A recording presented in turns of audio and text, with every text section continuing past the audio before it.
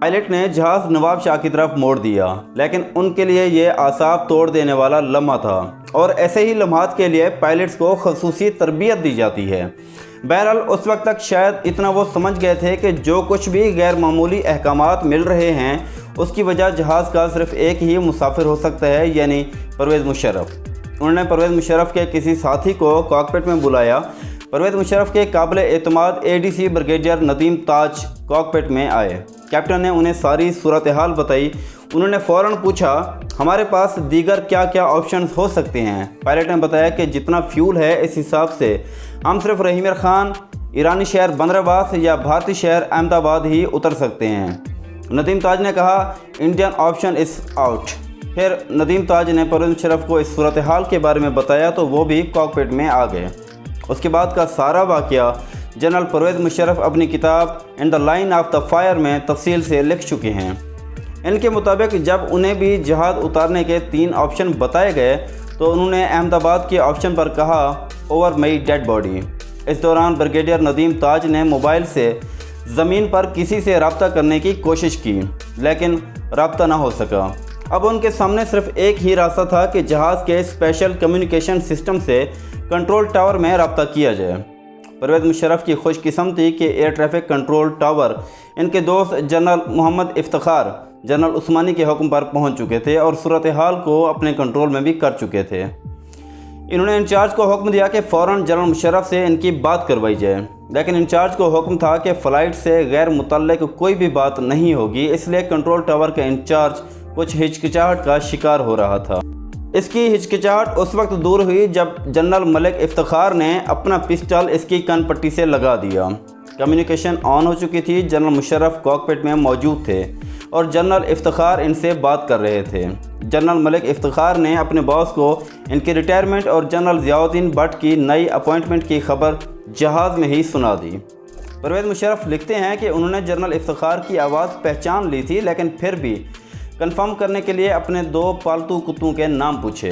General Iftikhar ने झट से जवाब दिया, डॉट और बडी। सुनकर परवेज़ मुशर्रफ ने सुकून का सांस लिया और पूछा, जनरल उस्मानी कहाँ हैं? जवाब दिया गया कि वो एयरपोर्ट पर ही मौजूद हैं, सब कुछ कंट्रोल में है, आप इत्मीनान से कराची एयरपोर्ट पर ही लैंड कीजिए। जनरल मुशर्रफ ने रब्ता ख़त्म करने से पहले ऑर्डर दिया कि देखना कोई शख्स मुल्क से भागने ना पाए। पायलट कैप्टन सरवत को जनरल मुशर्रफ ने कराची एयरपोर्ट पर उतरने का हुक्म दिया। कैप्टन ने नवाब शाह जाते हुए जहाज़ को वापस कराची की जानिब मोड़ दिया। एयरपोर्ट के रनवे से 3 ट्रकों को हटाया जा चुका था। जहाज़ बाहिफाजत जिना इंटरनेशनल एयरपोर्ट पर उतारा गया। ये वक्त था रात के 7:47 और जहाज़ में सिर्फ 420 सेकंड का फ्यूल बाकी था। एक सब्र आज़मा इंतज़ार के बाद मुशर्रफ त्यारे से बाहर निकले तो उन्हें रिसीव करने के लिए कोर कमांडर अपनी पूरी मुसल्लह फ़ौज के साथ वहां मौजूद थे। जनरल मुशर्रफ चूँकि जहाज़ में थे इसलिए पूरी तरह नहीं जानते थे कि जो लोग इन्हें लेने के लिए आए हैं उनके इरादे क्या हो सकते हैं, क्योंकि टेक्निकली तो वो रिटायर किए जा चुके थे। उन्होंने आंखों ही आंखों में सवाल किया। जनरल मुज़फ़्फ़र उस्मानी की तरफ देखा तो जनरल उस्मानी ने कहा, सर मुझे आपको गिरफ़्तार करने का ऑर्डर मिला है। जनरल मुशर्रफ परेशान हो चुके थे। इतने में उनकी नज़र बेइख्तियार उस गाड़ी पर पड़ी जो उन्हें ले जाने के लिए खड़ी की गई थी। इस पर चीफ ऑफ आर्मी स्टाफ का झंडा लहरा रहा था। परवेज़ मुशर्रफ भी आखिरकार जनरल परवेज़ मुशर्रफ ही थे, चुनाचे वो मुतमईन होकर मुस्कराए। जनरल उस्मानी भी साथ मुस्कराने लगे और दोनों 5 कोर हेडक्वार्टर की तरफ रवाना हो चुके थे। कोर कमांडर कराची जनरल उस्मानी फौजी बगावत के एक हिस्से को तो कामयाब कर चुके थे, जबकि दूसरा हिस्सा रावलपिंडी में 111 ब्रिगेड मुकम्मल कर रहा था।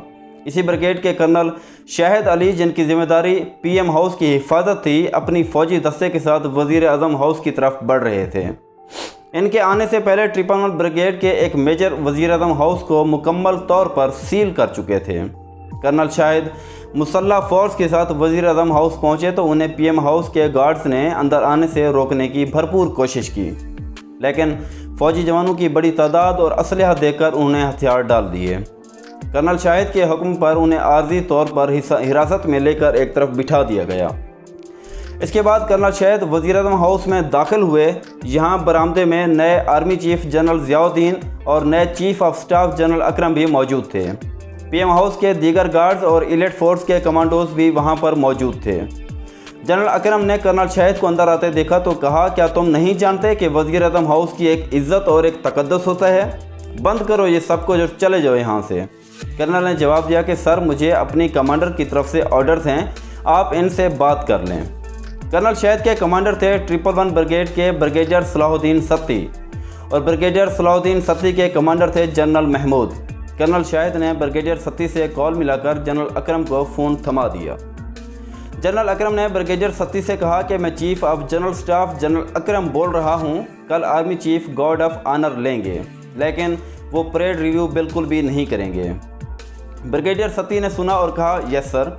फिर इन्होंने जनरल अकरम का पैगाम अपने कमांडर जनरल महमूद तक पहुंचाया, लेकिन जनरल महमूद का जो जवाब था वो ये था कि उसे कहो कि ये सब कुछ भूल जाए। जनरल अकरम तक शायद ये जुमला नहीं पहुंचा था, लेकिन इस दौरान जनरल ज़ियाउद्दीन मुसलसल फ़ोन पर मसरूफ़ थे। वो मुख्तलिफ ऑफिसर्स को अपने ऑर्डर्स भी दे रहे थे और बकौल जनरल मुशर्रफ मुबारकबादें भी वसूल कर रहे थे। इतने में PM हाउस में 111 ब्रिगेड से 25 फ़ौजी जवानों की एक नया दस्ता भी वहाँ पहुँच चुका था। कर्नल शाहिद ने उन्हें फौरी डिप्लॉयमेंट के ऑर्डर दिए और कहा कि वो एक्शन के लिए तैयार रहें। अब वज़ीर आज़म के 2 गार्ड्स जो कमांडोज थे उन्होंने साइड्स बदल लीं, वो हथियार फेंक कर कर्नल शाहिद के साथ खड़े हो गए। फिर जनरल ज़ियाउद्दीन के गार्ड्स भी हथियार रख कर एक तरफ हो चुके थे। ये सब होते देखकर कर्नल शाहिद ने जनरल ज़ियाउद्दीन से फ़ोन छीन लिया। कर्नल शाहिद अली ने जनरल ज़ियाउद्दीन और जनरल अकरम को ऑर्डर दिया कि वो बरामदे से अंदर PM हाउस की जानिब चले जाएं, क्योंकि उनके कमांडर के हुक्म पर सबको हिरासत में ले लिया गया था। जनरल ज़ियाउद्दीन और जनरल अकरम वज़ीर आज़म हाउस के प्राइवेट रूम में आए तो यहाँ भी टेंशन काफ़ी बढ़ चुकी थी। कमरे में इन दोनों के अलावा वज़ीर आज़म के military secretary brigadier Javed Iqbal भी मौजूद थे, जबकि वज़ीर आज़म के पास इनके भाई शहबाज शरीफ, हुसैन नवाज़ और सैफुर रहमान भी मौजूद थे। चौधरी निसार अली खान माहौल देखते हुए पहले ही PM हाउस से निकल चुके थे। कुछ ही देर बाद कमरे का दरवाज़ा फिर से खुला और general Mahmood, vice chief of general staff general Aurakzai 24-25 जवानों के साथ अंदर दाखिल हो गए।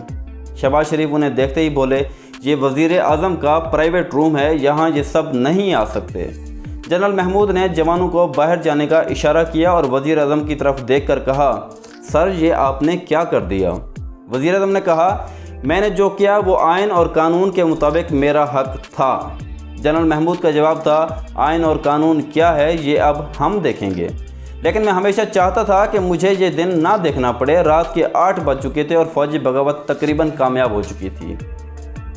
जनरल महमूद और जनरल औरकज़ई ने वज़ीर आज़म और वज़ीर आला पंजाब को बाहर खड़ी एक मर्सिडीज़ में बिठाया और 10 कोर ले गए। नवाज शरीफ को एक कमरे में बंद कर दिया गया।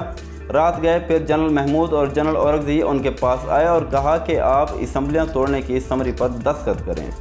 नवाज शरीफ कहते हैं कि उनका जवाब था, ओवर माई डेड बॉडी। इस पर इन्हें धमकी दी गई कि अब आपसे भी बदला लिया जाएगा। इस वक्त वहाँ कोई और मौजूद नहीं था, इसलिए इस आपस की जो गुफ्तगू थी इसकी तस्दीक या तरदीद हरगिज़ नहीं की जा सकती। फौजी बगावत कामयाब हो चुकी थी, लेकिन एक डिनर अभी बाकी था। सदर पाकिस्तान रफ़ीक तरड़, वही जिन्हें नवाज शरीफ ने फ़ारूक लिगारी को हटाकर सदर बनाया था और गवर्नर सिंध ममनून हुसैन के साथ पहले से एक डिनर तय कर चुके थे।